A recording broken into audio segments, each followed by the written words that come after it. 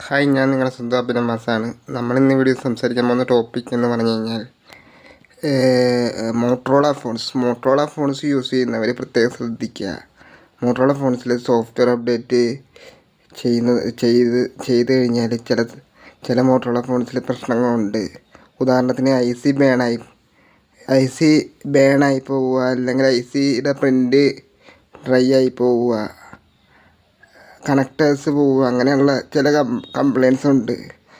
Software update ചെയ്യുന്ന സമയത്ത് ചിലപ്പോൾ ഈ ഓവർ ഹീറ്റായിട്ട് ഐസി പോകുന്ന CPU കംപ്ലയിൻസ് ഇഷ്ടംപോലെ വരുന്നുണ്ട്. അപ്പോൾ മോട്ടറോള ഫോൺസ് സർവീസ് സെൻറ്റർ എവിടെയാണെന്ന് നിങ്ങളൊന്ന് അന്വേഷിക്കണം. മോട്ടറോള ഫോൺസ് യൂസ് ചെയ്യുന്നവർക്ക് വേണ്ടിയുള്ള വീഡിയോ ആണിത്. അപ്പോൾ ഇതുപോലെ നല്ല നല്ല വീഡിയോസുമായിട്ട് ഇനിയും വരാം.